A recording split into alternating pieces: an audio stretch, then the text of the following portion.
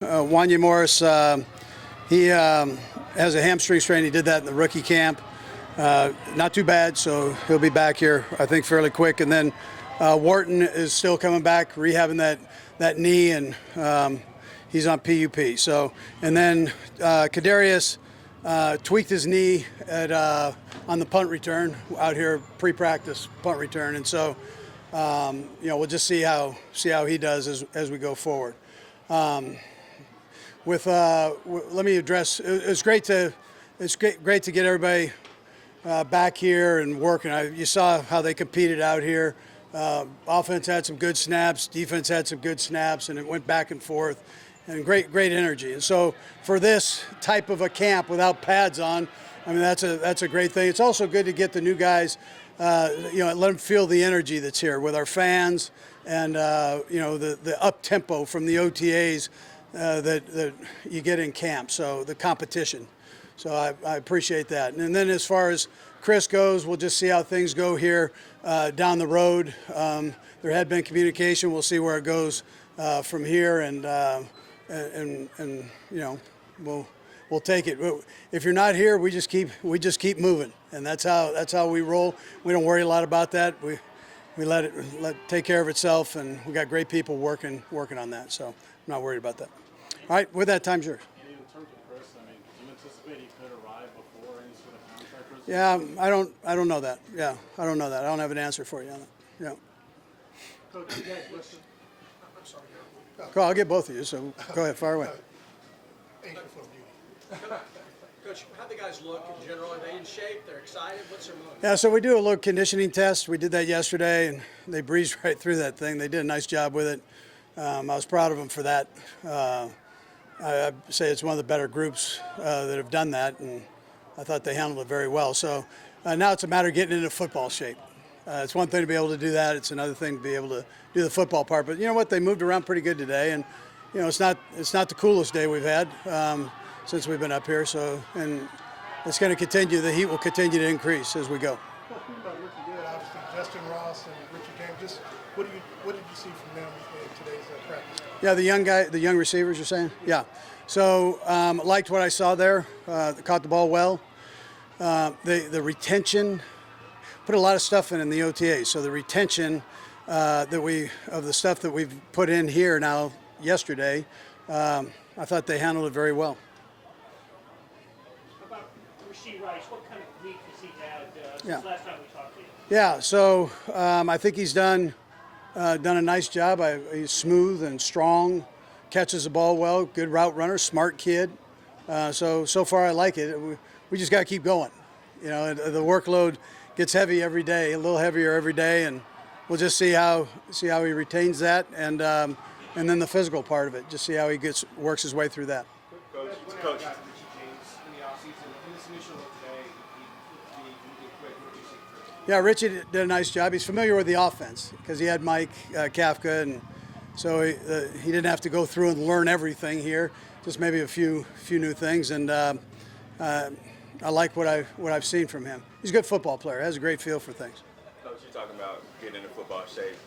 Rashee Rice earlier this week, we got to see what he had for breakfast. How long does it take for those guys to make that transition? Yeah, some guys have a quick trigger there. I mean, he can run all day. He was like first on our conditioning deal. It's whatever it is that gets that going, but he jumps back in and he just goes. So some guys have that. I've been around guys that have that loose trigger down there, I guess I should say. But he does a good job with it. How's his knee? Yeah, he's doing a good job. Yeah, doing a good job. So like what we're seeing there. Andy, this is the first time in Chris's career that he didn't report to camp on time. Were you a bit surprised by that decision, given his track record? Yeah, I'd probably tell you that. Yeah, I was a bit surprised. With Pacheco right now, you've got him in the non-contact jersey. How do you feel like he's progressing, and you got a timetable for when he's going to be back to full? Yeah, we'll try to keep communication between him and Rick and our docs, and we'll just see where he's at as he goes.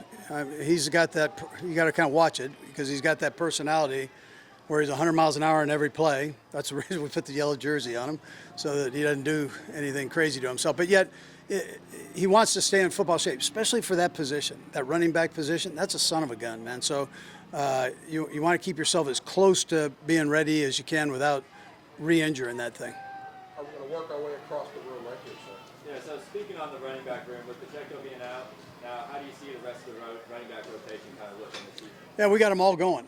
They're all rotating in. They're all going to get reps with the 1s, 2s, and 3s. So you saw that today, and it's just a matter of getting the reps going. You want to continue on with that and make sure they get the looks. Adam. Andy, what's your communication with Chris Jones been? Yeah, it's been good up to just a bit ago.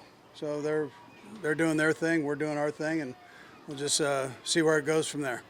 Andy, your love for the camp atmosphere is well documented, but I wonder how much is it that, you know, the old school opportunity to just drive the team the way you do versus the camaraderie, the team building. What is it in that formula? Is it all that? Yeah, I mean, I think hard work can help build unity because you help each other out, and maybe your best day is my best day, and so I'm gonna jump in and help you get through that day that's not so good. And I think just naturally you get a camaraderie that takes place there.